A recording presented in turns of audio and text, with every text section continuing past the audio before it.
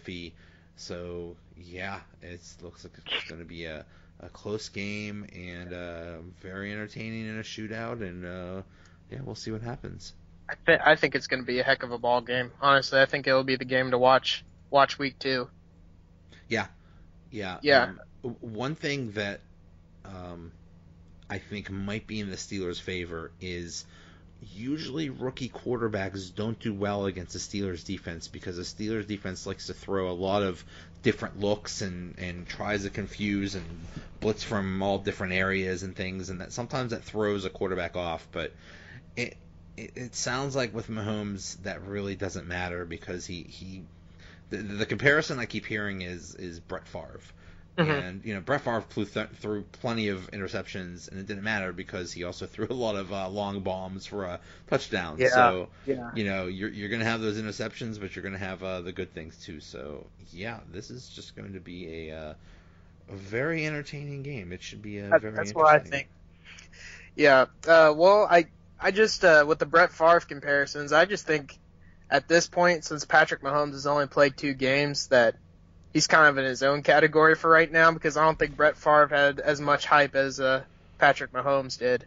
But no, man, it was an interview with Colin Cowherd from Fox that Patrick Mahomes was in, and Colin asked him like, how far can you throw from the goal line? And he said, I can run 2 yards and throw 85 yards down the field. So the cannon on this guy is incredible. Well, He's massive. the thing that one play in the preseason where he Mhm. threw it so far and Tyreek just ran behind everybody and that's just there's almost no defense for that. It's amazing when you have a strong, accurate arm and the fastest human on in football. It's going to be very hard to defend against that. So that should be very interesting. And like you said, Kelsey was barely involved in the last game.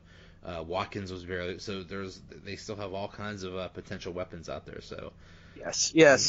I definitely see Kelsey and Watkins getting more involved in this game, and Kareem Hunt getting more involved in this game, just because Pittsburgh's going to watch in the film room. They're going to study Tyreek hard. They're going to probably double cover, maybe even triple cover that man sometimes. So I just think that Tyreek won't have as big of a game as he did week 1, just because Pittsburgh's going to game plan better against it than the Chargers did.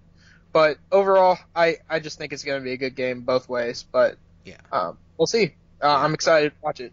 Yeah, I agree. They'll probably overcompensate and double or triple cover Tyreek.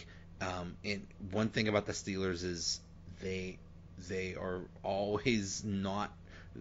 They don't do well against defending against tight ends. So Yeah. Kelsey's very good. So I can see Kelsey having a good game. But this is they in Pittsburgh they talk about how the Steelers practically own. Well, it's weird that the Steelers and Chiefs play almost every single year. I don't know how the heck the schedule works out, but it's almost like an annual game. It's almost like they're in the division or something like that. It's so weird how it works out.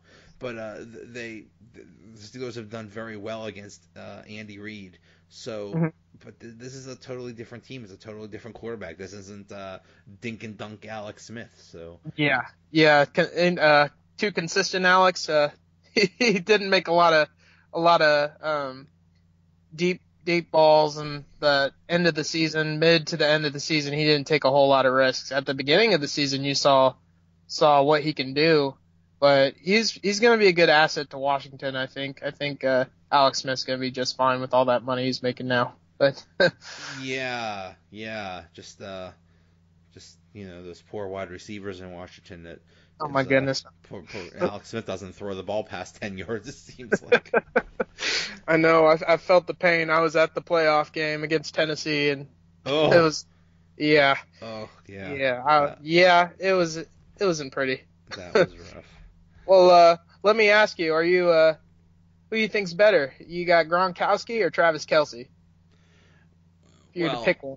Gronkowski, at least from a Steelers perspective, they've been able to, in the past, slow down Kelce and he hasn't had that great of games against the Steelers. But on the other hand, Gronkowski has basically eaten the Steelers for lunch every time he plays them, and he has monster games, and the Steelers have no answer for him, and he just does whatever he wants. So, so from the Steelers sense, Gronkowski's definitely better because they just cannot stop him. Not a lot of defenses can stop Gronkowski. True. he's an animal. Very true. Very true. All right, man. Well, this was a lot of fun. Oh yeah. Okay. So, who do you put as a for a prediction for the game? What do you think his score is going to be? I think I'm going to go ahead and go 34-31 Kansas City in a tight win. I think it's time to pull off a win against Pittsburgh finally. There you go. I could totally see that happening. I think it's a definitely toss up. Awesome. Yep. All right. Thank you so much. Isaac Deer at Isaac_Deer on Twitter. This was awesome. Thanks a lot. Yeah, thank you very much. All right, have a good one. To preview the Chiefs-Steelers game, I have on Talon Graff. He is at Coach Graff34 on Twitter. He is co-host of the Coach and the Dawn podcast, and also writer, managing editor for Sports Al Dente. Talon, how you doing? I'm doing good, man. How you doing? Oh, doing all right. So, the Chiefs, they looked pretty good against the Chargers. What did you think of? What did you take away from their win against the Chargers? Yeah, it was a great opening day game for the Chiefs, and they came out firing on all cylinders and looked really good. Tyreek Hill is definitely going to take the league by storm. He's the real deal. I was kind of skeptical on that last year. Was he just a flash in the pan kind of guy? But to come out the way he did in Week 1 with 3 touchdowns, 1 punt return, 1 rush, and 1 reception, pretty impressive. Patrick Mahomes, I know he's the kind of the face of the franchise now that everybody's really excited about, and I was pleased with his performance. I don't think he's to the level where everybody's kind of saying he's at yet. He is good, but he's got a lot of weapons around him. The Chiefs are in a good spot. The defense, though, I'm a little worried about the defense, to be honest with you.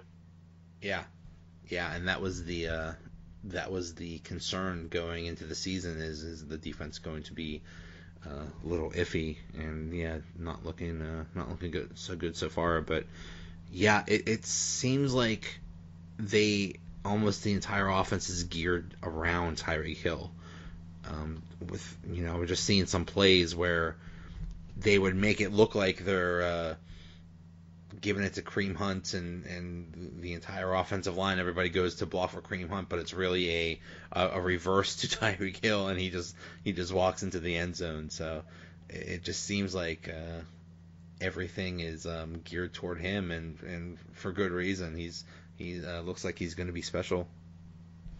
Yeah, and I don't know if that was just the game plan for last week or if that's going to be the focal point moving forward. Yeah, definitely Tyreek Hill was the man last week. Yeah, but about Mahomes, the thinking was that maybe he at least in the preseason, that he was going to have problems. Sounds like he was throwing a lot of interceptions and things. Is that just what they're just going to have to live with him? Just, he's going to throw a home run ball, but he's also going to have an interception. Is that just par for the course with him? Yeah, I think so. It's kind of that Brett Favre factor. You know what you're going to get. He's either going to be really good, or he could throw 3 picks in a row, and you never really know. But you know that at the end of the game, that's who you want with the ball in their hand. So yeah, I think people just kind of have to get used to it. That's it is what it is with Pat. I don't think he's gonna ever really throw for that many interceptions. I think his touchdown to interception ratio will always be at least 3-1. But yeah, he's kind of the modern day gunslinger.